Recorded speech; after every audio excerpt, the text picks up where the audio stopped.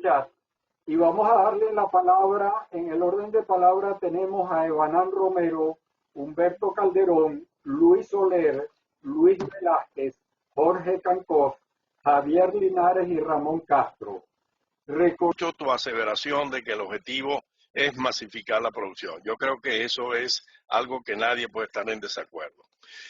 Venezuela sí tiene algo, es que tiene en exceso barriles que el régimen siempre exageró y los llamó probados y más que Arabia Saudita, pero los técnicos en esto, ya yo voy para 60 años en eso, sabemos que son recursos, no son reservas. Venezuela tiene uno de los índices más bajos de desarrollo de la reserva, o sea, de realmente donde haya pozo e instalaciones. Un ejemplo, la más antigua que está en producción, la Cuenca del Lago, 20%, la Faja, 8 al 9%, y así tú vas. Hay una cantidad inmensa. Entonces sí, es fundamental, porque si lo agrego a la otra aseveración, que son 20 o 30 años donde ya comienza la declinación de la demanda, bueno, todos esos barriles se van a quedar allá abajo. Y esa sería una de las culpas más grandes que tendríamos con las nuevas generaciones. No los pusimos en función de monetizarlas para las nuevas generaciones. Ahora, ¿para eso qué se requiere? Bueno, tú lo dices, PDVSA no va a poner dinero, no tiene, lo que tiene es deuda.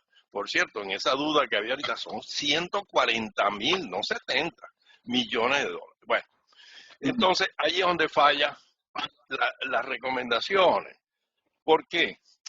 Mira, yo también he visitado a los inversionistas, yo tengo otra plataforma que ustedes han visto, etcétera.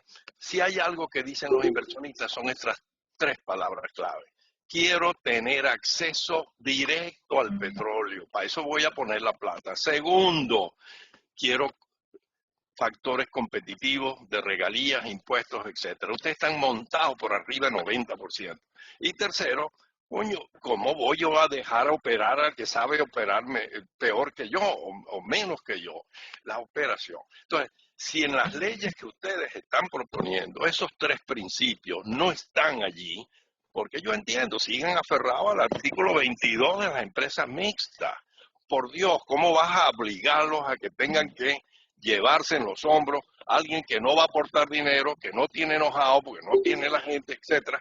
Coño, es una rémora, es un ancla. Bueno, termino con esa parte porque sé que Eduardo me lo está cronometrando, pero no puedo dejar de decirte lo mismo que le dije a Francisco Monaldi. Hermano, tenemos una deuda con el país. Nos quedan 25 años para resarcirla, que es con el venezolano, el conocedor. Cuando ustedes hablan de dejar 100% de personal extranjero, coño, los tenemos afuera, transfiriendo tecnología, ayudando a todos los países petroleros, pero no le damos los instrumentos para que vengan, no como empleados. Ninguno ha indicado que quiere venir como empleado, no más, pero sí dame las herramientas para yo poder trabajar como empresario con esos recursos que tú dices que hay afuera, con la conversión deuda-capital, muchos instrumentos, las bolsas, dale acceso al petróleo para que él se pueda financiar con el que le va a levantar la producción. En fin, ahí es donde fallamos en el cómo. Y ahí me callo, Eduardo. El cómo. Los principios imposibles de estar en desacuerdo, pero el cómo es donde nos enredamos. Ok, tiene la palabra Humberto Calderón. Voy a empezar dando las gracias a Eduardo, a Carlos, a la gente de América, VAPA y a Luis, evidentemente. Muchas gracias, Luis, por la presentación y el tiempo que nos ha dedicado. Yo voy a empezar por una verdad perogrullo, porque tiene una profunda implicación política. El único instrumento que tiene Venezuela para apuntalar la reestructuración o la reconstrucción del país se llama la industria petrolera, no hay otro. Lo demás vendrá después. De manera tal de que esa reconstrucción y esa posibilidad de industria poder generar recursos va a depender fundamentalmente del instrumento jurídico que dé seguridad jurídica, rentabilidad y transparencia a lo que tú estabas señalando anteriormente, Luis. Yo creo que eso es importantísimo. Si no, tenemos que estar ya preparados para tener al chavismo dentro de 5 años nuevamente después que haya unas elecciones. Porque a la gente tenemos que producirle resultados. concretos en todas las cosas que sabemos que es lo que está adoleciendo el país. Dicho esto, quiero decir lo siguiente ya sobre la presentación. Yo venía haciendo algunos comentarios públicos sobre estos temas, he participado en muchos foros. La gran mayoría de ellos eran presentaciones que yo había visto o proyectos de ley que no responden básicamente a los planteamientos que tú estás haciendo en el día de hoy. Yo observo que los planteamientos que tú has hecho hoy, Luis, nos acercan a todos nosotros muchísimo. Todavía no, pero bastante. En las cosas fundamentales. Por ejemplo, la regalía. Yo el primer proyecto que veía regalía de 30%. Es una loquera, se corre la gente. O hasta 30%. Me parece que el tratamiento que le están dando es correcto. El impuesto sobre la renta tiene que ser un impuesto sobre la renta competitivo tal cual las otras empresas industriales del país, 33, 35%, lo que sea. Mira, sobre la promoción al estímulo a las empresas de servicios. Yo creo que esto es muy delicado y hay que verlo con mucho cuidado. Cuando yo era ministro de Energía y Minas, pasó la adquisición de bienes y servicios en Venezuela del 25 al 82%. Pero aquello era petróleo de Venezuela. Se le podía instruir. Pero en una economía abierta, competitiva, tú no le puedes decir a las compañías, usted tiene que normarle a las compañías cuál va a ser el uso que van a hacer de las empresas de servicio. Las empresas de servicio nuestras van a tener que competir. ¿Me entiendes? Pero eso es un asunto de política del Estado, que compitan. ¿Me entiendes? Pero no ponerlo en los contratos, porque el tema de los contratos, eso es un elemento distorsionante. Mira, hay algo que creo que es importante. Yo estuve viendo un borrador por allí donde se habla de una ronda cero. Eso fue lo que se hizo en México. Tengan mucho cuidado con la ronda cero. Porque en México la ronda cero Pemex se quedó con todo el lomito y lo que dejó fue el hueso y la chocosuela. Y eso así no va a funcionar. A Petróleo de Venezuela hay que dejarle algunos campos que sean fáciles de acceso, ¿ah? y que puedan tener producción temprana. Ya voy a terminar, Eduardo, por favor. Pero tengan cuidado con la cuestión de la ronda cero. La apertura del mercado interno, Luis, yo creo que tiene que ser precios internacionales desde el primer día. Privatizar absolutamente el mercado interno y permitir la libre importación. Si a nosotros nos traen gasolina de afuera, más barata que la que se produzca dentro, tenemos que cerrar las refinerías. Pues tiene que competir. Y vean el caso de Colombia, ¿me entiendes? De manera tal que yo creo que eso es extremadamente importante. ¿Me entiendes? Y termino con decir lo siguiente. La confusión de roles entre el ministerio y la agencia tiene que estar, que no haya confusión. Yo veo la agencia como un ente que va a absorber cuestiones que hacía el Ministerio de Energía y Minas en la Dirección de Hidrocarburos y cuestiones que hizo PDVSA en los concursos que adelantaba. Eso es básicamente la Agencia Venezolana de Energía. Y termino con esto. Yo creo que el tema de la apertura total a la inversión extranjera debe contemplar también a las refinerías. Que pueda haber, y esas refinerías no las vas a poder esperar las 5 Petróleos de Venezuela o las 4, porque no hay recursos para poderlo hacer. De manera tal de que yo creo que si estamos ahora tratando de hacer una cosa nueva, tiene que ser efectivamente nuevo, que pueda competir de un mercado abierto a la inversión privada nacional e internacional. Bueno, Humberto, el que yo limita a 3 minutos no quiere decir que no puedan pedir la palabra otra vez si quieren volver a hablar. Recuerda que tengo que hablar 2 horas ahora más tarde. Okay. Bueno, mira, tiene la palabra Luis Soler. Amigo, buenas tardes, disculpe. Ya realmente lo que yo iba a plantear ha sido discutido y cedo la palabra. Ok, entonces tiene la palabra el otro Luis, que es Velázquez. Sí, buenas tardes a diputado. Muchísimas gracias por sus explicaciones de lo que la oposición venezolana está pensando para resucitar a la industria petrolera venezolana. ¿O será que debo entender que es la empresa estatal petrolera venezolana? Allá hay una diferencia muy grande. Y tengo varias preguntas, pero la que más me preocupa es una que se quedó en el tintero la última vez que usted estuvo ahí en Miami, porque se comenta todo gañote en los medios petroleros que ciertos miembros del gobierno interino del presidente Guaidó han dicho que en esta reconstrucción de la industria no van a permitir expertos con más de 50 años de edad. Imagínense que de ser cierto eso, el 90% de los asistentes de este webinar que son con una robusta experiencia petrolera, yo diría que en toda Latinoamérica, no podrán aportar sus conocimientos a esa anhelada reconstrucción. Dígale por favor a quien maneja esa estrategia que estaría reeditando una lista de Tascón moderna, eso sí, pero la que implantó Chávez, pasará a la historia como el nuevo Tascón. Si él quiere ese título, pues que continúe. Si no, que lo desmienta públicamente. Segunda pregunta. El primero fue un comentario, que espero tu respuesta también. Las empresas mixtas requieren ser migradas a contratos de exploración y producción, tipo licencia, hasta, como dicen allá del otro lado del río. Ya Exxon y Conoco las consideraron como expropiaciones. ¿Por qué insistir en esas empresas mixtas? Yo diría que, y mi propuesta es, que hay que vender la participación de PDVSA y recoger de manera expedita dinero que le hace falta al gobierno de transición para mitigar la aplastante crisis humanitaria que hunde a Venezuela. Las deudas con el socio, bueno, se renegociará su pago a unos 10 años y pagarlas con un porcentaje no mayor del 15% de la producción, por ejemplo.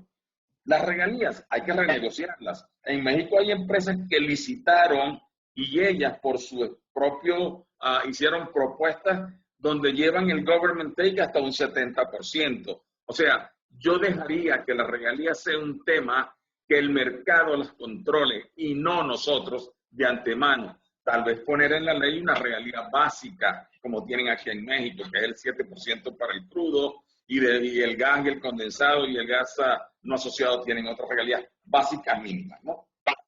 Diputado, yo he decidido no seguir discutiendo sobre la desaparición de PDVSA.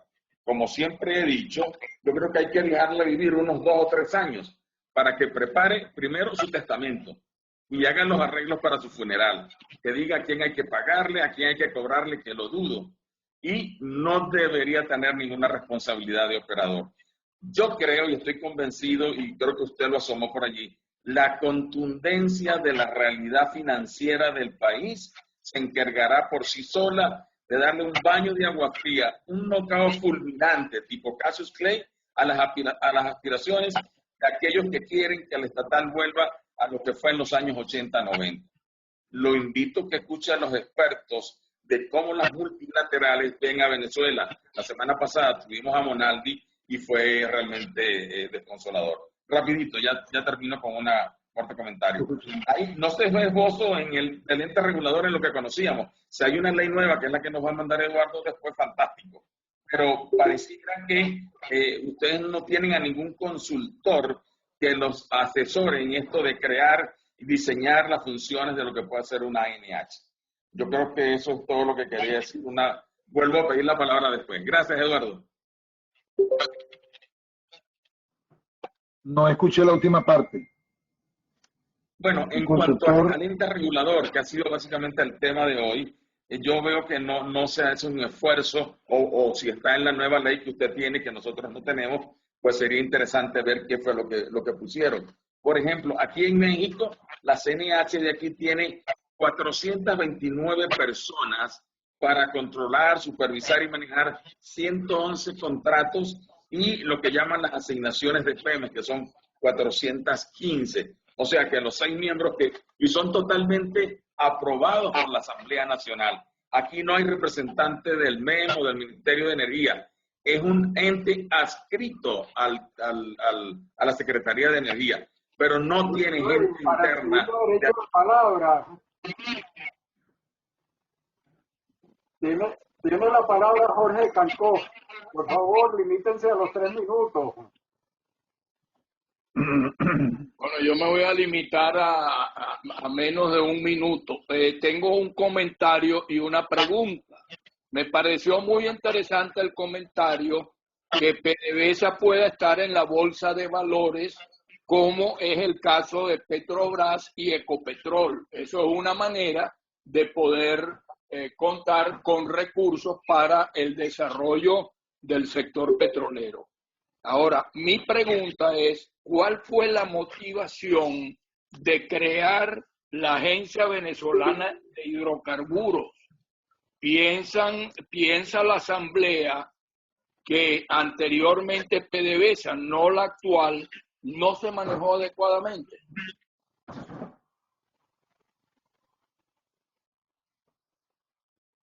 Eso es todo. Luis.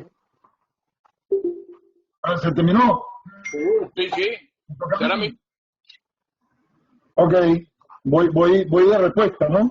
Ok, en primer lugar, Banán, bueno, yo considero que Banán va a ser uno de los grandes aliados que vamos a tener para apoyar esta ley, porque las tres cosas que señaló como prioritarias y fundamentales están ahí.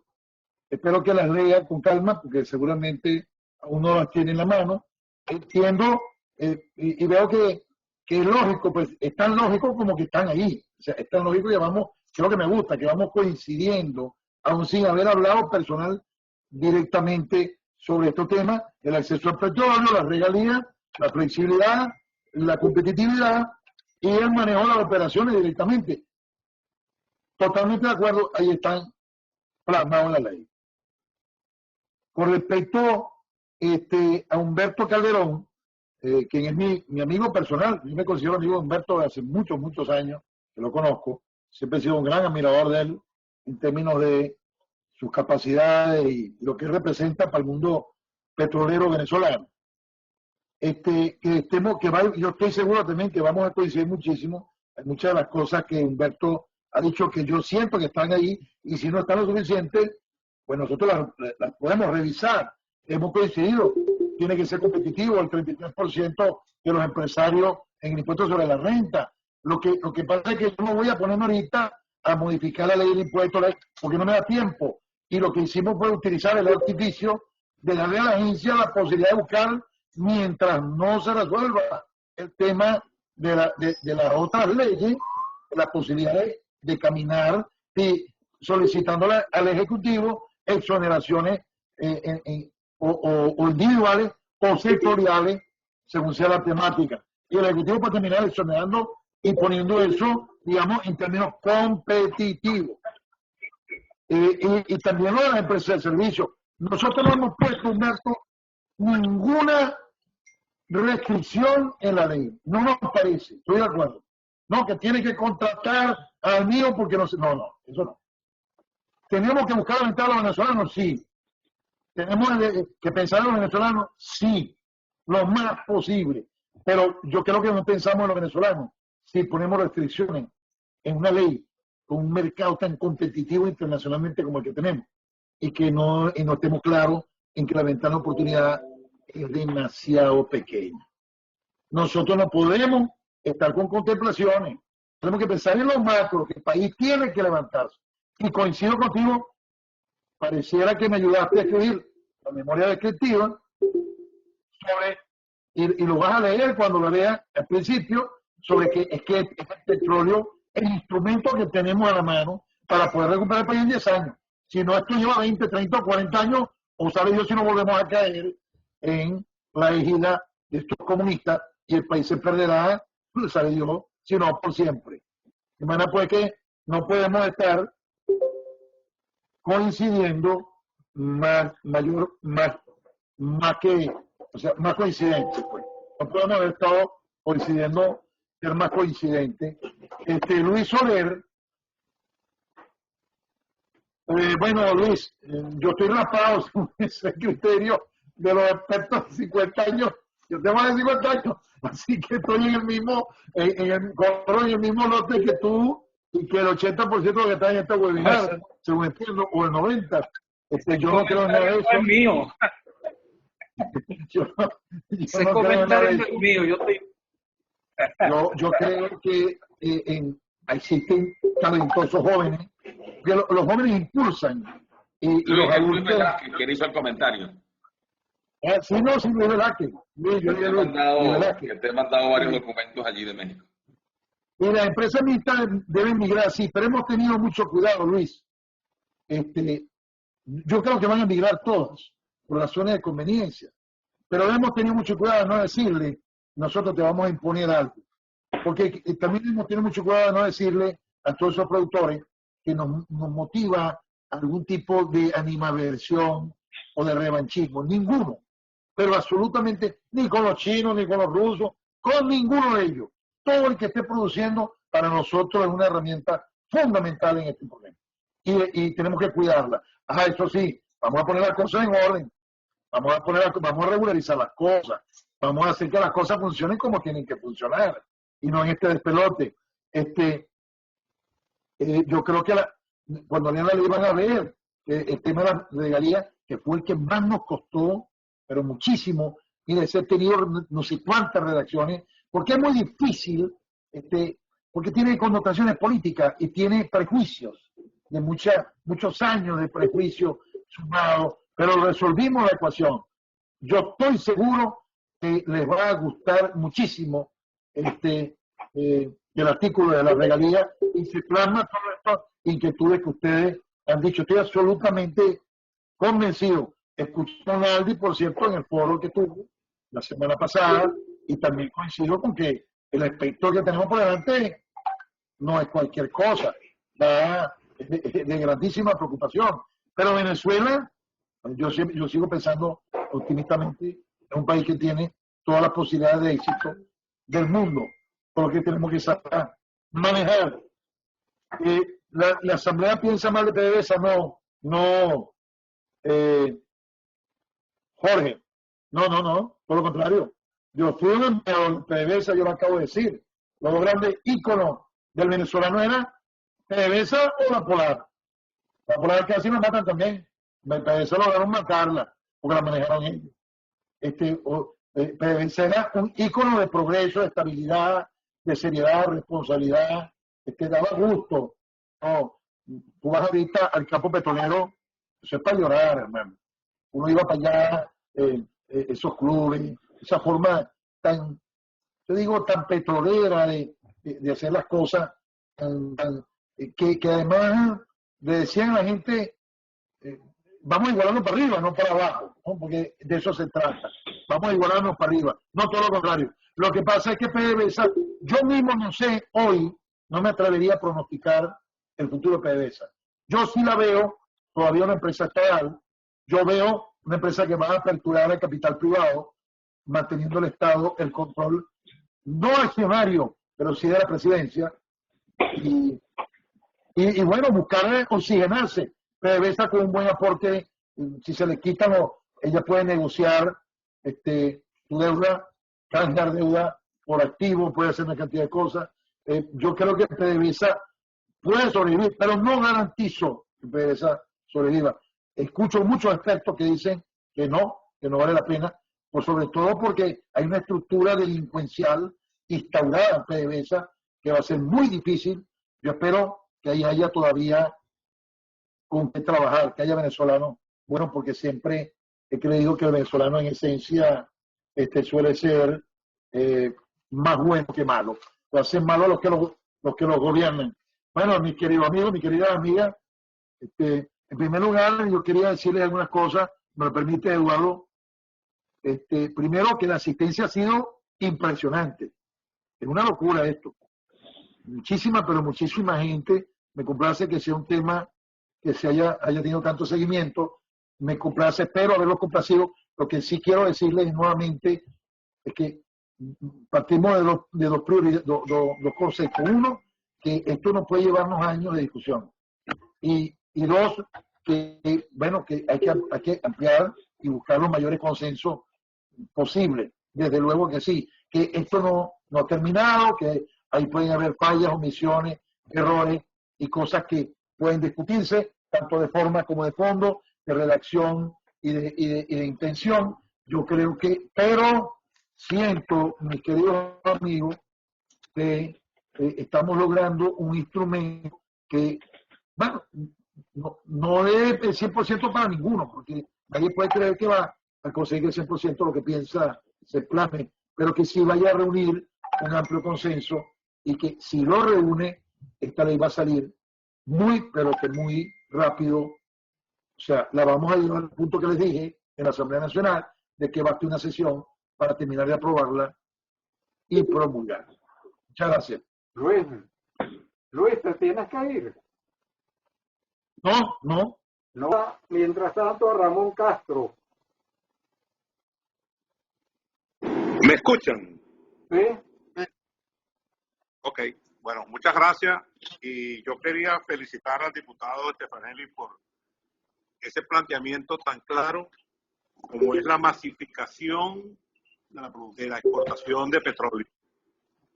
Y yo lo que entiendo es básicamente, y como yo lo vería a la industria petrolera, es produciendo la mayor cantidad de dinero en el menor tiempo posible para generar la mayor cantidad de empleo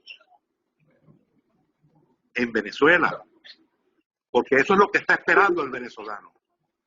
Pero para hacer eso, de generar la mayor cantidad de dinero en el menor tiempo posible, definitivamente hay que romper con el paradigma del socialismo versus el capitalismo. Porque como es un dicho muy popular en Venezuela, o eres marisco o eres molusco, pero no puede ser los dos. Y yo creo que los venezolanos tenemos esa gran confusión interna de querer producir la mayor cantidad de dinero, pero eso sí, vamos a regular esto, vamos a regular aquello. No, mira, el sistema capitalista se mueve, como lo han dicho ustedes muy claramente, bajo 3 reglas. Reglas claras, estables en el tiempo e iguales para todo el mundo. Tenemos que rompernos el paradigma del control. En el caso específico del mercado interno de hidrocarburos, ya no vale, no tiene sentido ese control que teníamos sobre el mercado interno para controlar la gasolina. El mercado interno va mucho más allá de lo que es gasolina. El mercado interno es una generación de fuentes de empleo y de dinero para la población inmensa, a través de las tiendas de conveniencia, a través de los cambios de lubricantes, a través de todos los productos que se pueden vender. La gasolina es solo un producto que se vende allí. Y cuando se habla del precio de la gasolina, como bien lo dijo el doctor Calderón Bertis, el precio no es otro que el valor alterno de importación. Si alguien es capaz de traer gasolina más barata y de la misma calidad de lo que las producían las gasolinas en las refinerías venezolanas, mira, bienvenido, porque era que yo creo que definitivamente entonces serían ineficientes. Entonces, para terminar, yo estoy seguro que los venezolanos vamos a lograr ese camino de la búsqueda de la satisfacción de las necesidades del consumidor venezolano, en este caso específico del automovilista, y que vamos a ir adelante con un mercado interno de hidrocarburos tal como funciona en todos los países hoy en día del mundo, sin regulaciones, sin esa regulación de precios que impide el desarrollo. Y hay que recordar siempre en esas materias de regulaciones los conceptos del Estado. El que puede lo más, puede lo menos. Si tenemos un mercado abierto y en un momento hay un problema, se toma una medida circunstancial, pero vayamos a una apertura. ¿Qué necesidad tenemos de tener estaciones de servicio propias de que se pueden utilizar esa inversión para las necesidades que va a tener el país? Entonces, al principio va a ser importantísimo de que se puedan satisfacer a la brevedad posible todas las necesidades de ese consumidor. Y para ello hay que continuar arriando el buey como lo tenemos. Ramón, hasta que estemos en condiciones Ramón, de ir afuera. ¿Sí? Ya estoy terminando. Con esto lo dejo así, en el sentido de que estoy seguro de que lo vamos a lograr esa apertura. Y muchas gracias. Bueno, sí. Adelante, Luis. Bueno, Javier Linares ya tiene el micrófono abierto. Espérate, que Luis no ha respondido. Vamos con Javier. ¿Me escuchan? Sí, sí, pero espérate que Luis responda si tiene alguna respuesta. No, bueno, esto ha sido más bien una propuesta que una pregunta, ¿no? Yo sí creo que hay que aperturar, yo sí creo que hay que, pero no hagamos, ¿cómo te digo yo? A veces, no sé, los pueblos nos vamos como de un extremo a otro, ¿no? O sea, salimos corriendo a un lado y corremos para el otro, ¿no? Actualmente, por ejemplo, en Italia, los gobiernos son muy inestables y muchos problemas porque le cogieron miedo al fascismo que hicieron que el poder nacional no tuviera prácticamente, es muy inestable, no tiene la fuerza para sostenerse. Entonces nosotros no podemos ser dogmáticos. Yo sí creo en la persona. Yo soy un hombre, yo repito, como lo veo Eduardo empezando, yo provengo del sector privado. Yo, gracias a Dios, puedo hablar los dos lenguajes, el idioma del sector privado y el idioma del sector político y social. Entonces, estoy ganado para eso. Sin embargo, no es que el Estado sea malo, el Estado es malo en manos de quien no debe estar. El que haya Estado no es necesariamente malo. Malos son los que lo administran.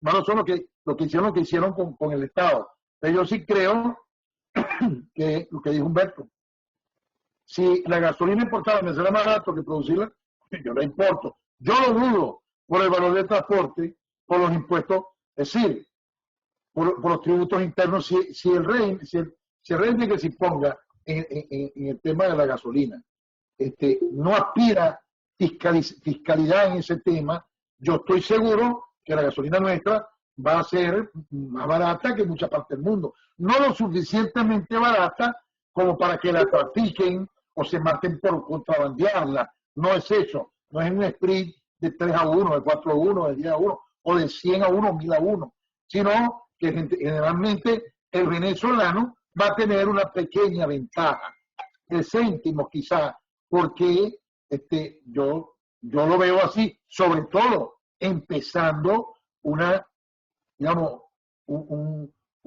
renovación, un cambio o un rescate económico del país. Al principio va a ser difícil decir, paga el full. No creo que sea posible. Pero repito, tratan quienes pongamos al frente de las cosas. Eso es. Ok. Tiene la palabra entonces Javier Linares. Bueno, buenas tardes, muchas gracias a los organizadores y al diputado Luis Stefanelli. Bueno, yo creo que para todos es claro que la situación económica que nos vamos a conseguir en el caso de un cambio, o si no es el caso, la que tiene hoy actual, nos obliga a pensar como rescato de la presentación del diputado que tenemos que estimular la inversión extranjera y privada para poder desarrollar nuestra industria. Lo veo que se está planteando de la presentación por la vía del mercado de capitales o por la operatividad que puedan tener las empresas operadoras desarrollando nuestra industria petrolera, ¿no? Y eso lo veo como un primer nivel que me parece muy bueno, y yo creo que todos coincidimos allí, pero hay un segundo nivel que creo que es muy importante tener en consideración en estas nuevas circunstancias. Y voy hacia las empresas que proveen los bienes y servicios de las actividades conexas, específicamente lo que sucedió en el lago Maracaibo. Ahí, si bien es cierto que estas operadoras que van a desarrollar nuestra industria tienen un rol prioritario, pues ellas se apoyan en estas empresas que son las que realizan las actividades conexas, y lo que sucedió en el lago Maracaibo a través de las mal llamadas expropiaciones es que acabamos con esa fuerza local, llamémoslo así, de empresas locales que tenían muchos años trabajando, donde se soportaban estas industrias, y fue el origen de gran parte del colapso. Entonces, así como estamos en esta ley, o se está en esta ley, tratando de promover y de conquistar esa inversión privada vía excepciones de impuestos, regalías y otras cosas, pues también considero que en esta capa secundaria debemos hacer algo y considerar esta industria nacional privada, que es donde se soporta, repito, las grandes operadoras. Ahí también vamos a tener un gran nivel de inversión, y más que todo debemos rescatar esas empresas, porque juegan un rol muy importante en el desarrollo de esta industria, porque podemos tener operadoras, pero si no tenemos los otros que hacen las actividades conexas, pues vamos a tener un gran problema. Entonces, mi reflexión va hacia esa primera capa que estamos viendo, sea considerada que esos beneficios bajen hacia un segundo nivel, llamándolo estas empresas que hacen las actividades conexas. Gracias. Ok. Luis, ¿algún comentario tuyo? No, yo creo que, bueno, que es importante resaltar que se destruyó todo eso, ¿no? Hay que rescatarlo, lo que pasó en el lago, una cosa impresionante, una cosa, bueno, de llorar, pues. Por ahí y tengamos como el empresariado nacional, yo creo que está en condiciones, hay muchas buenas empresas de servicios petroleros en Venezuela, yo pienso que hay que darle su apoyo, siento e insisto, una cosa es apoyar, una cosa es buscar el venezolano y otra cosa es obligar, porque entonces eso genera distorsiones, porque como yo tengo derecho preferencial, entonces puedo hasta pensar que puedo cobrar más o que puedo hacer las cosas de manera distinta. Eso nos genera distorsiones y poca transparencia. Pero hay que buscar la fórmula de que se desarrollen las empresas venezolanas nuevamente. Nosotros teníamos un parque nacional de contratistas de primera y todavía están ahí, muchos de ellos, quizás minimizados, pero estoy seguro que un proceso de esto van a renacer. Ok. Tiene la palabra Víctor García. Buenas tardes, diputado. Un placer saludarlo. Muy buena su presentación. Muchas gracias, diputado. Bueno, primeramente un comentario. La primera deuda que tiene que ser renegociada, sin duda, es con las empresas de servicio venezolanas. Estas empresas, recordemos, han aguantado una situación muy difícil dentro del país y es nuestra primera línea para reactivar el sector. ¿Okay? Hay mucha producción diferida. Tenemos que empezar a reactivar la economía locales y estas empresas están muy ansiosas, diputado, de ver esto que tome forma y ver cuáles son las condiciones, tener condiciones favorables, ¿no?, para el desarrollo de la misma. Lo otro es, yo represento una generación joven de empresarios petroleros venezolanos y tengo una gran preocupación porque veo una falta de consenso dentro de los petroleros. Entonces yo quería su opinión de cómo lograr ese consenso dentro de los petroleros, hacer una agenda en verdad que optimice la variable de tiempo. El país está en emergencia, la gente está muriendo de hambre, necesitamos en verdad sacrificar muchas cosas por el beneficio del país. Entonces yo quería, usted como político y miembro de esta comisión, si usted podía elaborar en eso. Gracias. Bien, bueno, Víctor, ante todo, aquí me permiten un momento que se me salió el cable, disculpen. Víctor, la deuda con las empresas de servicio venezolanas es muy importante. Yo he tenido algunas conversaciones con Reinaldo Quintero, recuerdo que llegamos a tocar ese tema, y de lo que, y bien él, bueno, en sus propuestas, en sus ideas, de que la Cámara Venezolana de Petrolera estaba clara en la situación que estaba y que una vez más ellos sabían que tenían que ir a un proceso a contribuir y que lo iban a hacer. Ellos estaban en condiciones, a lo mejor tú negocias una parte, mira, te pago la mitad, la otra mitad, eso ya no podemos llegar a ese detalle en este momento. Pero sí vi que había fórmulas que ellos mismos ya estaban estudiando y planteando para avanzar y reactivar la industria, que ellos querían contribuir. Y esa es una parte importante. Fíjate tú, son los que están ahí, son los posicionados, son los que hay que tomar en cuenta. Ellos tienen esa ventaja.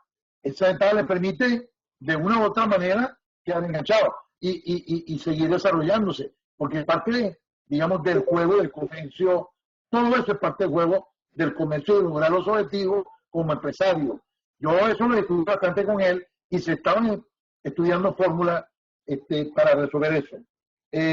La variable de tiempo hay que optimizarla. Yo sí creo que se puede llegar a un consenso mínimo si todos nosotros entendemos que para ninguno de nosotros va a haber el 100% a favor. O sea que ninguno de nosotros va a lograr el proyecto de ley perfecto. O sea, no lo vamos a lograr. Pero sí vamos a lograr un proyecto de ley que se acerque en términos globales y generales a lo que pensamos que hay que hacer. Ok, tiene la palabra Horacio Medina.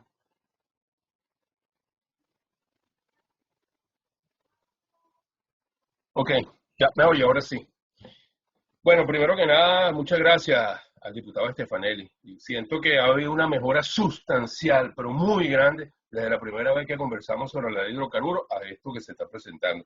De verdad que yo saludo que este avance se produzca. Obviamente, creo que Humberto lo dijo, todavía no hemos llegado al punto al cual también hace referencia Víctor, de más o menos un consenso generalizado, pero siento que nos estamos aproximando. Yo creo que el límite va hacia esa convergencia. Yo voy a hacer una pregunta y quiero hacer 2 comentarios después. La pregunta es, ¿cuál es el mecanismo que vamos a usar para el debate de esta ley? Porque obviamente esto no se puede agotar hoy de ninguna manera, aunque algunas personas quieren tener todas las respuestas en el día de hoy. Es imposible. Entonces, ¿cuál es el mecanismo que podemos pensar para aprovechar el tiempo sobre este debate? Y digo aprovechar el tiempo por lo siguiente. Ciertamente nadie sabe qué va a ocurrir ni cuándo va a ocurrir. Pero yo me pregunto si es el 1 de mayo, entonces obviamente no vamos a darle la prioridad a la ley de hidrocarburos el 1 de mayo. Vamos a darle prioridad a la emergencia. Y tendremos que resolver, como creo que lo dijo al principio, con reformas sobre la ley vigente para poder trabajar en ese plazo. Yo creo que hay que tener claro que la emergencia es con lo que hay. No existe, eso es lo que hay, no hay otra forma, no hay más nada que inventar. Ahora, hay muchas cosas diferentes de enfrentar las cosas. Yo creo que no hay ninguna duda, lo dijo creo que Javier Linares y lo dijo también Víctor García.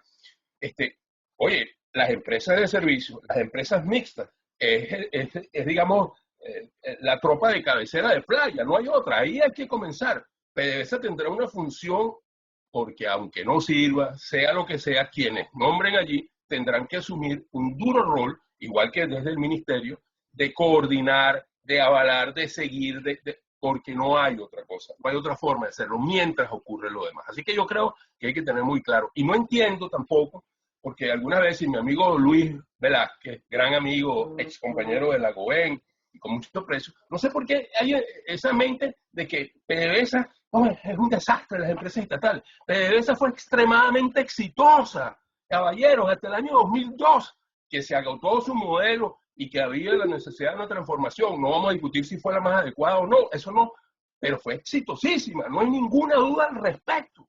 PDVSA fue exitosa, aún siendo una empresa estatal. Entonces yo creo que no podemos golpearnos por eso. Depende quién esté al frente y quién esté gobernando. Entonces creo que es importante eso. Lo segundo, no veo por qué tenemos que marcar de una vez la participación de una empresa estatal, que en lo personal no estoy de acuerdo que se llame PDVSA. Una empresa estatal muy reducida en su tamaño, dedicada a la operación, ¿por qué no puede tener empresas mixtas? Y si hay un gran negocio para participar que ofrece ventajas estratégicas, ventajas de entrenamiento, ventajas tecnológicas, ¿por qué no puede participar? ¿Por qué empecinarnos en cerrar eso? Yo creo que hay que ser amplio, piden amplitud y se cierra. Yo creo que puede perfectamente existir una empresa estatal dentro de eso. Y lo último, para que Eduardo me hace señas allí nada más de corte, yo creo que, mira, los técnicos de PDVSA, la gran mayoría, no van a venir a trabajar en PDVSA, van a ir a trabajar para la industria petrolera, que es bien distinto, muy diferente. Así que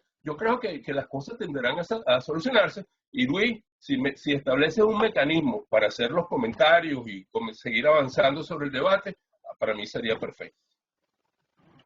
Bueno, muy bien, Horacio. Bueno, tú has sido uno de los que ha participado en todas estas ideas.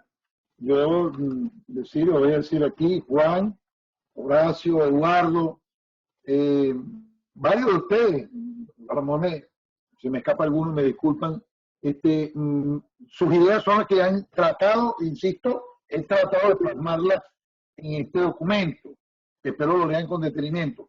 Ya les anuncié que hay un email. Yo pienso que habrá que hacer varios foros, indudablemente, pero también me gustaría, Horacio, dentro de tu experiencia y la de todos ustedes, que me ayuden a diseñar también un modelo, porque no es fácil, pues demasiada gente también, y tenemos que avanzar. O sea, el consenso no quiere decir que nos quedemos estancados, el consenso quiere decir que cada vez ganamos un poquito más de espacio hasta que logremos lo básico y fundamental para esos objetivos. De la manera que te voy a dar una tarea, Horacio, ayúdame a establecer mecanismos. nosotros hablamos de un email en el cual primero vamos a recibir las inquietudes. Vamos a esperar que ustedes lean eso, dentro de 15 días. La semana que viene va a haber una discusión en la comisión, la más profunda. Hoy lo que hice fue presentar la ley. Yo tengo, por ahí les envié a muchos de ustedes, no sé si a todos, un link donde hago la presentación de la ley de una fundación que yo presido, se llama Fundación Venezuela. Utilizo esa fundación porque tengo un blog desde el cual escribo. Y ahí hay un link con la ley, que tú entras al link y te da la ley completica desde la exposición de motivos. Sin embargo, los mecanismos que ustedes establezcan ya es una cuestión de cada uno de ustedes cómo publicitarla. Pero sí hay que hacer muchas reuniones. Yo tengo, de verdad, me voy a vanagloriar, me permitan esa, ¿no?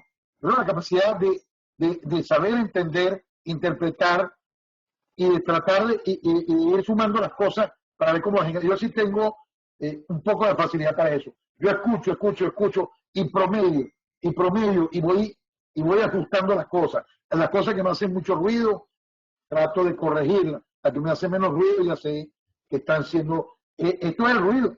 El ruido te va diciendo por dónde van los tiros. Y por otro lado, bueno, agradecerle, insisto, a él, a Horacio, a Juan, y quería hacer una observación aquí. Acabo de ver a una persona a la cual tengo mucho aprecio y respeto, a Carlos Alberto Enrique, con el cual he estado conversando mucho sobre el tema de ustedes los petroleros, la gente del petróleo, la gente de Cintra Petrol, de Horacio, que también he hablado con Horacio, y también he vuelto a hablar con Juan, y con Beatriz, y con Pedro Castillo, y con Eduardo.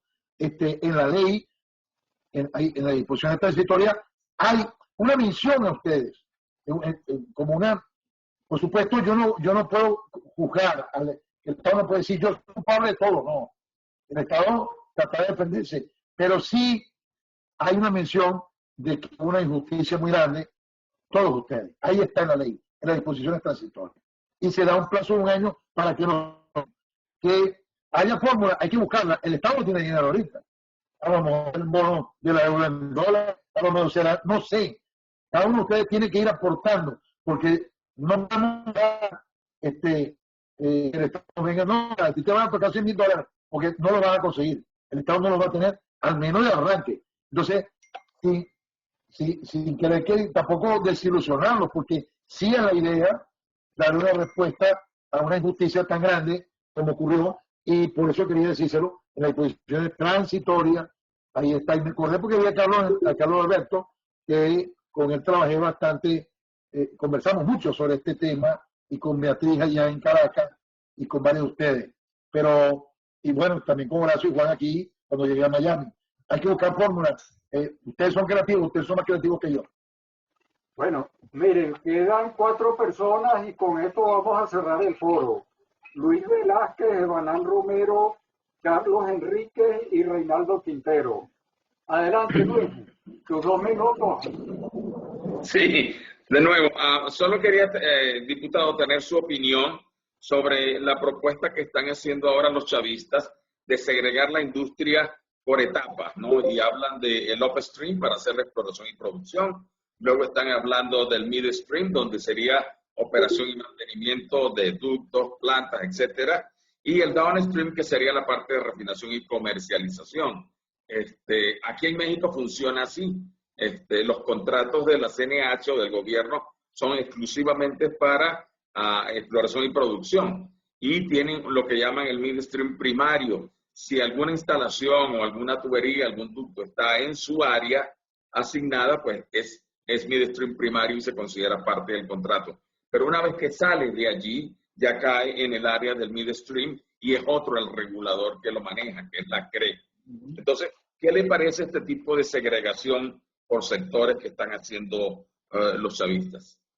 Y una última pregunta rapidito, Eduardo, es, recuerdo que ustedes en la Asamblea Nacional recogieron firmas bajo el formato de Asamblea de Ciudadanos para poder aprobar la ley de amnistía. ¿Cómo ve usted que nosotros aquí hagamos algo parecido y recojamos la firma no solamente de las 150 personas que estuvieron hoy, sino las miles de firmas que podamos conseguir entre petroleros y no petroleros. Formato tipo asamblea nacional. Que son decisiones vinculantes, ¿no? No, o sea, en el proceso de formación de las leyes hay una parte que la ley puede ser aprobada por iniciativa popular. Hay que estudiar bien el caso, pero esta es una ley que puede inclusive ser llevar a una consulta referendaria por la importancia que tiene. Y después de eso va a ser muy difícil que la modifiquen, la cambien o la tumben, definitivamente. Con respecto a las etapas de segregación, bueno, es una copia, se están copiando de un modelo que generalmente se estila, pero yo no creo que nosotros aquí vamos a separar en tres entes reguladores, va a haber un solo ente regulador.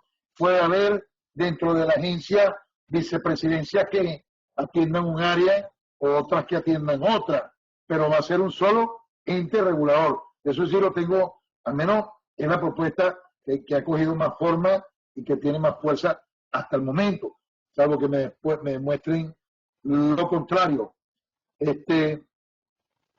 Sí, lo de recoger firmas, yo creo que habría que hacer una colecta de firmas una vez que hayamos conseguido más consenso, o sea, que ustedes hayan leído, hayan criticado, hayamos corregido, hayamos quizá dentro de un mes, salir a decirle al pueblo en una serie de colecta de firmas virtuales, o todo ese tipo de, digamos, de ejercicios que apoyan y que dan piso político a la propuesta que hagamos. Ok, tiene la palabra Evanán Romero.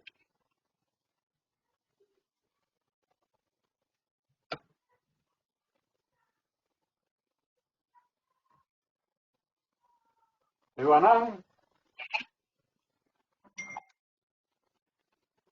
Evanán como que tiene problemas con el micrófono otra vez. No, lo mantengo apagado para no crear ruido. Ya lo abrí. Bueno, mira. No es que voy a defender el informe ese que anda circulando por ahí de PDVSA, pero ahí hay 11 láminas que yo tengo meses buscando. El único que tiene esa data es PDVSA. Eso me da a mí la convicción de que el informe es legítimo. Ahí hay data. La más reciente que he conseguido en algunos estudios que he hecho la Cuenca Occidental es del 2014. Ellos la tienen la más reciente y bien completa. Bueno, termino con ahí. Pero lo que más me impresionó del informe es una expresión que dice que llegamos a la conclusión de que el petróleo no es estratégico, pero no concluye a quitar los elementos que expresan como soberanía, con la cual trancan todo el juego con las llamadas empresas mixtas, que ustedes también la mantienen en la ley. Entonces, cuando ellos no van al corolario, que es la soberanía, por supuesto, mi mente regresa al año 60, Venezuela Política de Petróleo de Betancourt, Pentágono Petrolero de Juan Pablo Pérez Alfonso, la creación del CBP, la creación de la OPEP, no más concesiones. Y mantenemos todavía en el año 2020 que el petróleo es soberano. Y entonces le metemos todo eso que ustedes le están metiendo. ¿Por qué no vamos a licencias completas en petróleo? Sí vamos en gas, pero no vamos en petróleo. Si nosotros no nos damos cuenta de eso y damos libertad completa de contratación, como hizo México después de 75 años, te pone todas las opciones para contratar. Entonces, ¿por qué nosotros nos limitamos?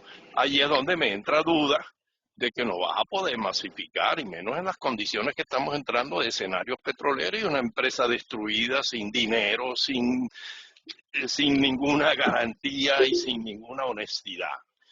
Entonces, por Dios, ¿qué es lo que limita? Yo no creo que el 302 y el 303 lo impide.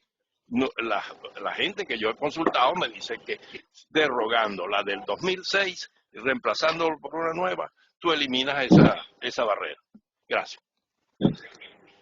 Bueno, yo te invitaría a que leyera la ley con calma, que yo creo que esa ponía que tú nosotros no planteamos la empresa mixta, no va a haber ninguna empresa mixta, no hay esas condiciones más nunca. Lo que estamos planteando es que las que existen, nosotros tenemos que tener un tratamiento, tener cuidado, porque si nosotros estamos diciendo que somos respetuosos, que garantizamos estabilidad, que no sé qué, y llegamos a hacer las cosas a la machiberra, por decirlo coloquialmente, no nos va a ir bien, no nos va a ir bien. Nosotros lo que estamos planteando es que aquellos que quieran, yo estoy seguro que van a migrar todo el mundo, Es decir, todas esas empresas van a migrar, hermano. Van a migrar por las buenas, por las negociaciones, por un acuerdo entre las partes, pero van a migrar todas. Y lo que estamos planteando es lo que tú dices. Lo que pasa es que tiene, a lo mejor tú has visto otros proyectos, has visto otras, y no lo estás asociando. No, es totalmente como usted lo está diciendo. A mí me da la impresión de que es así. Y si no lo es, después que lea la ley con cuidado, hágame su comentario. Eduardo tiene todos mis números directos también, si quieren llamarme. No tengo ningún problema en que ustedes lo tengan. Con Eduardo está a la mano. Cualquiera de ustedes quiera informarse de manera directa y de primera mano. Pero repito, está ahí. Lo que tú estás planteando, Alan. Lee el proyecto y verá que está ahí. Sí. Tiene la palabra Carlos Alberto Enrique.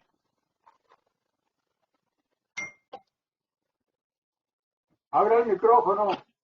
Listo. Buenas tardes a todos.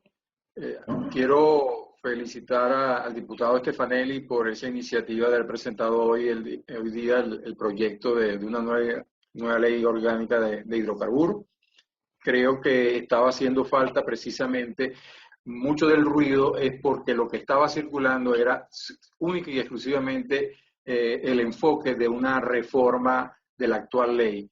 Y ciertamente en ese enfoque de la reforma de la actual ley, mucho de lo que ha señalado el señor Banán Romero, pues no estaba contemplado. Era prácticamente más de lo mismo con ciertas libertades. La ley, usted está presentando, el proyecto que está presentando, es todo, abre el abanico, es más amplio y abre la industria. Pero bueno, en la primera pregunta que le iba a hacer ya me la respondió, que era el tema, precisamente porque aprovechando que yo entendía que veníamos a hablar de la ley orgánica de hidrocarburos, no me imaginé que podíamos citar un tema laboral y entonces me dio cabida para hacer la pregunta, ya usted me la respondió. Yo quiero señalarle en todo caso que por parte de Unapetrol y de gente del petróleo, como ya lo habíamos conversado con usted tiempo atrás, hemos venido trabajando sobre un proyecto de ley para resarcir este daño que se hizo y que ya se lo vamos a hacer llegar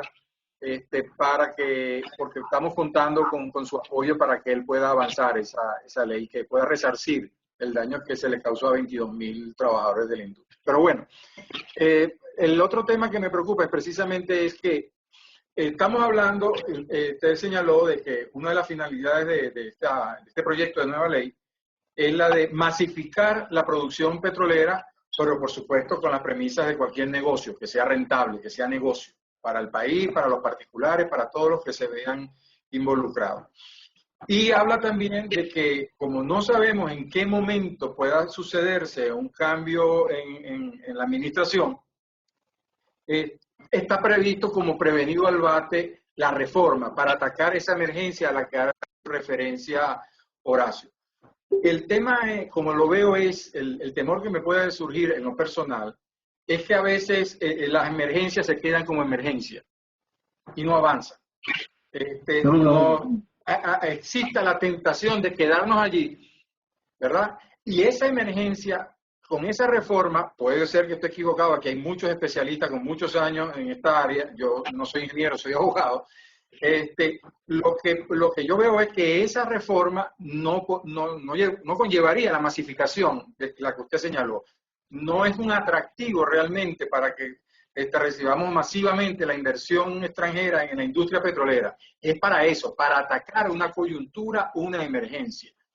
Y entonces si nos ponemos a esperar un año o 2 años a hacer una nueva ley, como está el mercado, con los parámetros que usted señaló, no sé si vamos a llegar tarde con esa nueva ley. Entonces, el tema es, y un poquito la palabra Horacio, ¿cómo hacer para que en este momento, que además se tiene desde el punto de vista de la oposición un buen número de apoyo, poder avanzar lo más rápido que se pueda en esa ley, en esa nueva ley? Ese sería el planteamiento en concreto.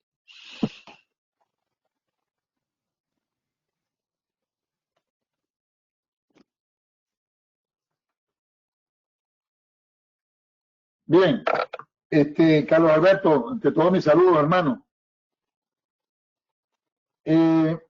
Yo sí, bueno, yo insisto, ¿no? O sea, yo viví el tema de la gente del petróleo, del tema petrolero allá en Paraguaná, en carne propia. Yo estuve en todas las manifestaciones, tuvimos un problema en Puerta Cuatro, después estuve en Ocemeruco. Yo era dirigente político en esa época, venía de ser diputado, no 2 veces seguidas, después vino, bueno, lo que pasó en el chavismo. Y la verdad pude sentir de muy cerca todo ese proceso de la gente del petróleo, muy, muy de cerca. Y con mucho, yo se lo confieso, con mucho dolor, porque la verdad que ahí hubo de todo, ahí hubo suicidios, divorcios, separaciones, un gran sufrimiento. Y ahora el Estado venezolano tiene que resarcir esos daños, siempre, desde luego, entendiendo la variable económica, y yo estoy ganado para eso. Yo sé que tú estás trabajando, ya me lo habías dicho, la ley, han venido avanzando, pero esta mención le respalda a ustedes la misma ley, la mención de que no se estila en una ley orgánica. Estamos haciendo como una defensa, ¿viste? Porque soy abogado, eso realmente no es, no, pero quisimos hacerlo desde el punto de vista político más allá del punto de vista de elegancia jurídica o técnica legislativa. Es un mensaje. Vayan a avanzar con la ley, que nosotros estoy seguro de la ley ustedes plantearán soluciones, porque hay que plantear soluciones dentro de un contexto que vivimos como el que vivimos. Y desde luego, bueno, que puedes contar conmigo, como siempre ha pasado. Nosotros nosotros estamos claros que la ventana, yo sí le digo, yo estoy muy preocupado y yo voy a empujar esto lo más que se pueda. La propuesta de Carlos Alberto es que yo le repito 2 cosas. Una, para que nos ubiquemos en términos, digamos, normativos. La primera discusión de una ley es su pertinencia, su conveniencia, si es oportuna y si es constitucional. Una vez me discutieron que hacía falta las 2/3 partes para calificarla de orgánica, y no es así, porque esta ley es orgánica per se, y la Constitución lo dice claramente, salvo las materias que específicamente la Constitución mencione, y el petróleo es orgánico. Es decir, ella se autocalifica, pero además ella sustituye una ley similar, orgánica. Es así de simple. No necesita ni siquiera la calificación de las 2/3 partes. Entonces, ¿qué pasa? Avanzar hacia la primera discusión es un paso muy importante. Debemos agotar esta discusión lo antes posible. Por supuesto, repito, por favor lean el texto. ¿Cómo le digo yo? Yo siempre tengo un dicho. Yo digo, si alguien me viene a decir algo malo de alguien, yo creo que este es un chisme. Si vienen 2, son 2 chismes. Si vienen 3, ya es un rumor. Pero si empiezan a venir 5, 6, 7 o 10, yo coño, esto como que es verdad. ¿Me explico? O sea, las cosas se van dando porque las realidades van diciendo para dónde van. Van diciendo, es decir, si yo aquí pongo regalía del 50%, me matan. O sea, porque es que está fuera de la realidad. O sea, nadie lo va a comprar. Entonces yo siento que hay una oportunidad de sacar esto en consenso, pero bastante rápido, lo antes posible, porque vamos a dar una señal importante al mundo y al país. El país que está defraudado, un país que está desesperanzado, que necesita palabra de aliento y la ley orgánica. El petróleo va en la sangre de los venezolanos, en el ADN de los venezolanos. Esto es una ley esta es la ley más importante que tiene Venezuela en este momento, sin lugar a dudas. No es la más, o sea, digamos, no es la más jerárquicamente la mayor, porque es la Constitución, pero la más importante es la ley orgánica de hidrocarburos. El futuro de Venezuela está en manos de todos nosotros, de gente como nosotros, porque está trabajando en esto y que da su tiempo, como lo dan ustedes, para lograr que estos objetivos se cumplan. Bueno, tiene la palabra ahora Reinaldo Quintero y después, para cerrar el foro, como de costumbre, Jorge Sajía pide la palabra a última hora. ¿Me escucharon, Reinaldo? Hola, ¿cómo estás? Buenas tardes, saludos a todos. Un placer poder compartir con ustedes. Un abrazo, Luis. Un abrazo, Reinaldo. Quiero felicitarte porque la verdad que se ha avanzado muchísimo sobre las discusiones. Nos hemos aproximado, como alguien lo mencionó. Yo quería solamente, porque es la función de la Cámara Petrolera y el gremio al cual yo represento y como persona, es lo que realmente, entre otras cosas, defiendo. Es la participación nacional sin un exceso de nacionalismo. O sea, hay unas cosas que nosotros quizás tenemos que considerar y yo en la medida de que ustedes me permitan, y de hecho estoy invitado a hacer un foro, a hacer una presentación, voy a tratar de tocar este tema con bastante profundidad, porque nosotros hemos hecho muchos números sobre la sección 1, artículo 5, sección 5, artículo 18, que habla de la participación nacional.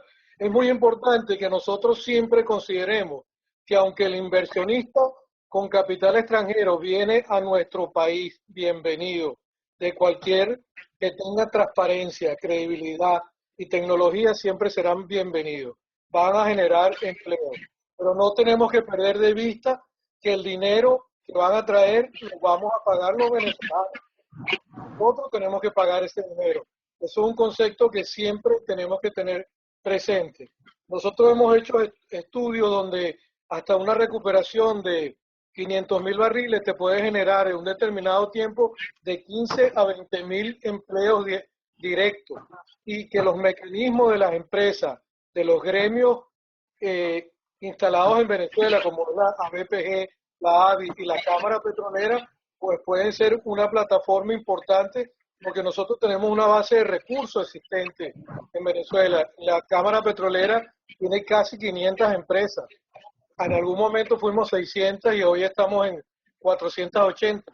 Pero es una base de recursos importante que no se puede olvidar que está ahí, de venezolanos que estamos trabajando, que queremos trabajar y que hemos sufrido el embate de los tiempos. Que tenemos, por demás, nosotros, como incluyéndolos todos los que están aquí, tenemos 106 años de experiencia, pues tenemos que tratar de maximizar la participación nacional y no olvidar que somos los venezolanos los que tenemos que remediar y pagar las deudas que vamos a generar.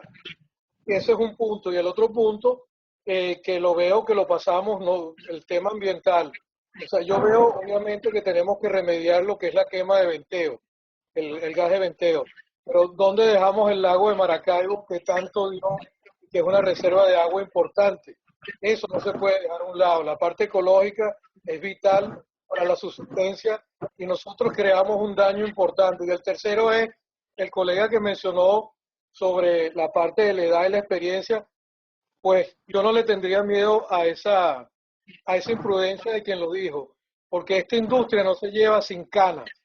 Las canas son necesarias y van a necesitar mucho mentoring las personas que nos quieran acompañar para que nosotros les enseñemos por qué tenemos canas y cuánto tiempo tenemos. Muchas gracias.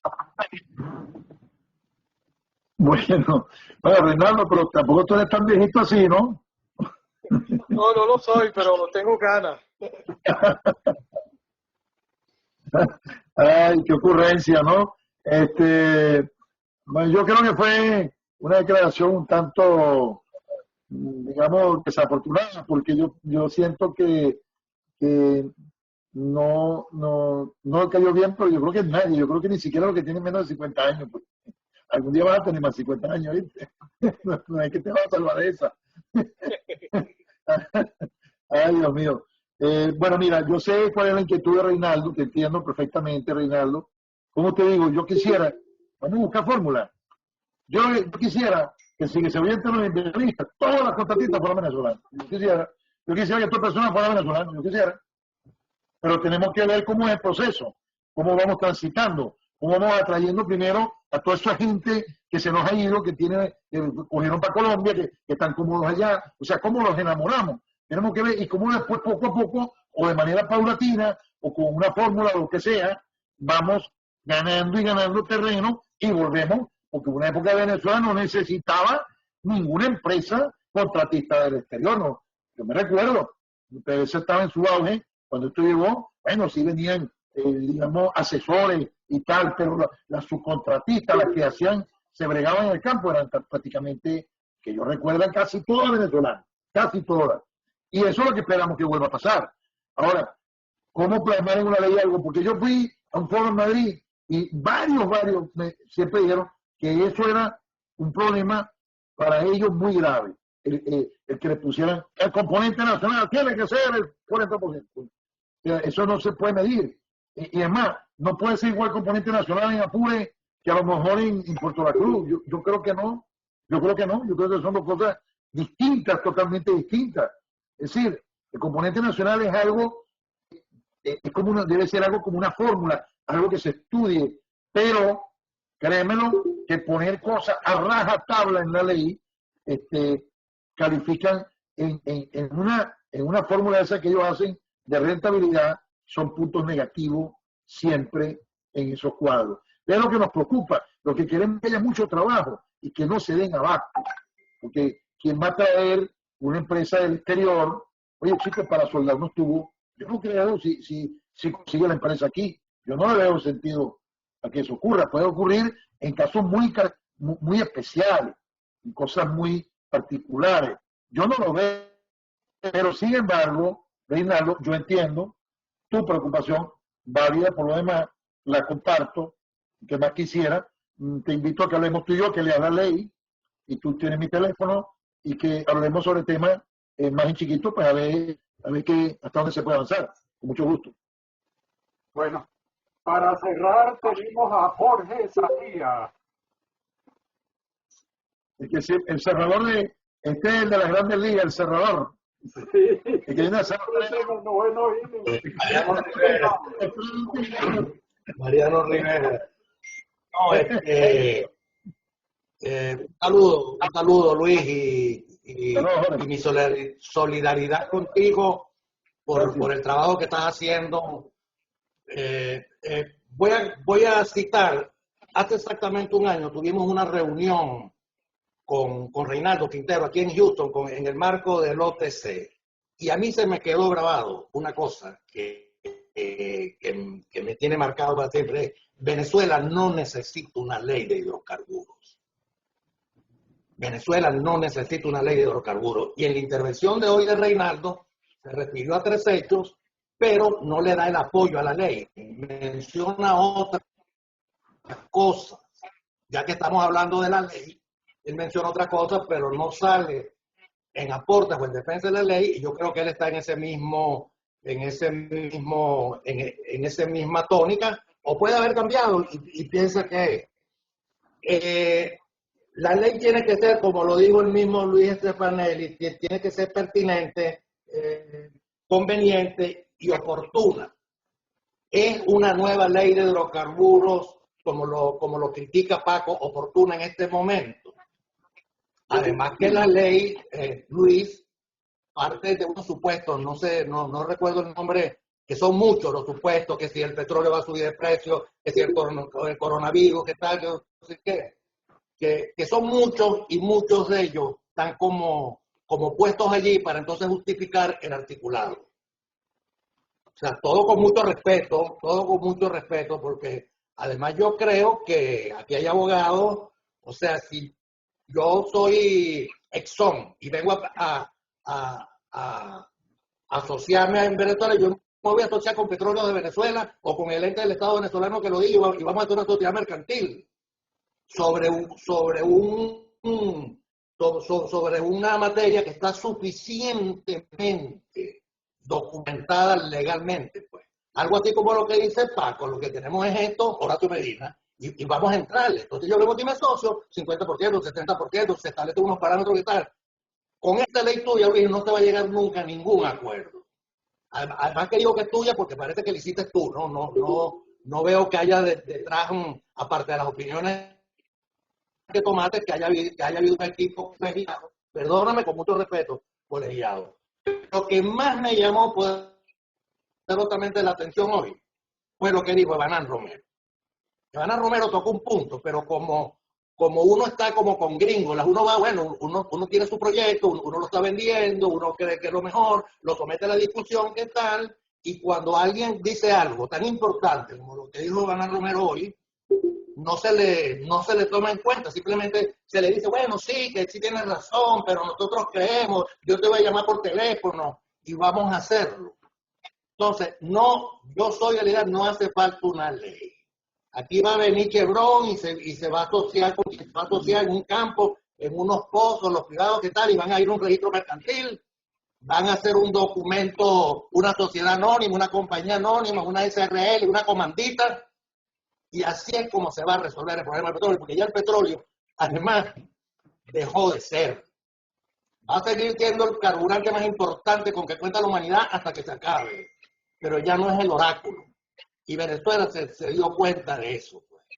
Va a seguir siendo muy importante y la principal herramienta que tiene Venezuela para su progreso. Pero ya que estamos hablando de la inversión privada, de la inversión del Estado, que no tenemos, que hacen falta no sé cuántos millones. Con los millones que hay ahí, Venezuela tiene para comprar petróleo $50 durante 200 años, no tiene ni que perforar un pozo más. Jorge, y agarra esta plata y la usa para otro y me perdonan el tono. Y se me acabó el tiempo. Sí, hace rato. Bueno, entonces yo creo, bueno, además, y perdóname que quiero terminar con esto, ¿no? Pero estas discusiones son buenas para sacar y conformar un equipo. No se tienen que reunir ahora alrededor de una mesa. Se pueden reunir Banán, Humberto Calderón Berti. Humberto Calderón Berti tiene una experiencia política, legal, invalorable. Además vivió en Colombia. ¿Cómo negocian los colombianos en Colombia la ANH? ¿Cómo negocian los contratos de servicio, las asociaciones, las cuestiones que tal? De una manera muy sencilla, señores. Con toda la complejidad que tiene un contrato en donde hay tanto dinero y tantos intereses. Ok, gracias, Jorge. Gracias, Jorge. Bueno, yo no voy a entrar en esa discusión porque yo pienso, en primer lugar, que mi respuesta a Banán Romero no fue voluminosa. Te voy a contradecir totalmente. Porque se le contesté punto a punto. Lee la ley. Yo creo que tú tampoco la has leído. Después que leas la ley, me llamas, me la comentas. Yo no creo que sea inadecuado que yo te diga que me llames. Lo que está yendo, o sea, no me gustan esas expresiones, me disculpa. Están buscando consenso. O sea, son expresiones que no van conmigo, no van con mi naturaleza siquiera. Porque esa es mi naturaleza, hermano. Por otro lado, usted no sabe la cantidad de gente que trabajó en esa ley. Porque se atreve a decir eso. Ahí trabajaron como 10 o 12 abogados conmigo. He escuchado opinión, la he filtrado no sé cuántas veces con expertos que usted ni se imagina. Eso no es una ley que hice yo, porque bueno, ojalá lo hubiera hecho yo solo, imagínate el fenómeno que yo soy. Me tendrían que hacer una estatua. Me cubriría de gloria. Como yo no me quedo con la cosa, como usted tampoco se queda con ella, como Banán tampoco se queda con ella, porque Banán yo sí le he dicho, bueno, y lo podemos hablar, pero es que todo lo que dices tú está ahí en la ley. O sea, léala. O sea, pero Banán no dijo que la ley no hacía falta. Tú sí estás diciendo que no hace falta una ley. Vamos para el contrario. Te dejamos lo que hay ahorita. O sea, porque sale por el contrario. No hace falta una ley, es que vamos a dejar lo que está ahorita. ¿Y quiénes están detrás de eso? ¿De quiénes están deseando que se queden las cosas como están? Es la pregunta que yo me hago, porque yo no me voy a quedar con esa. Yo sí creo que hace falta una ley. Yo sí le digo a usted que esta ley tiene horas y horas y horas, muchísimas horas de trabajo de gente que conoce el tema. No se han hecho cónclaves, no, bueno, aquí estamos haciendo el primero. Porque había que darle forma a esto. Y lo lamento, Jorge, pero tal como tú me dijiste las cosas, yo también te las digo. Yo sí creo que hace falta un nuevo marco regulatorio. Y creo que debe aprobarse para transición, fíjate tú. Creo que nosotros no podemos esperar mañana ni pasado. Que el andamiaje jurídico que está montado alrededor de todo esto es tan perverso y tan retrógrado, tan difícil de superar, que va a hacer que fracase cualquiera que esté ahí, si no tiene un nuevo modelo que realmente cambie las cosas. Porque aquí se delegan muchísimas cosas. Esto que tú pides, a lo mejor es porque no has leído la ley. Yo, bueno, te pido disculpas si es que yo te estoy diciendo cosas y que después morirás tú mismo que no valía la pena haberlas dicho. Pero Yo sí creo que queda flexibilidad. Esa flexibilidad hay que darla, pero hay que entenderlo. Yo entiendo claramente el perjuicio que hay hoy en día por lo que pasó en Venezuela. Es un problema. Yo con una abogada una vez en la comisión, me dijo, bueno, pero es que aquí todo el mundo roba, tú no puedes poner eso así. Yo dije, bueno, pues si yo voy a pensar en hacer una ley pensando que todo el mundo roba, o sea, vamos a hacer una ley, una ley penal, una cosa, vamos a matar gente, no sé, fusilar, no sé, porque no vamos a resolver este problema. Yo sí creo que está en todos nosotros, empujar este proceso para que se dé lo nuevo en términos que su inicio produzca los resultados que nosotros queremos. Yo sí creo, hermano, que hace falta un nuevo marco legal y que hace falta con urgencia, hermano, con mucha urgencia. Muchas gracias. Bueno, a nombre de VAPA y a nombre de Benamérica le damos las gracias al diputado Luis Stefanelli por la paciencia y por toda la claridad con la que ha expuesto todos sus puntos de vista. Y yo creo que sí, efectivamente, nosotros vamos a tener la oportunidad de organizar ahora foros, como dije al principio, ya más específicos para discutir los diversos aspectos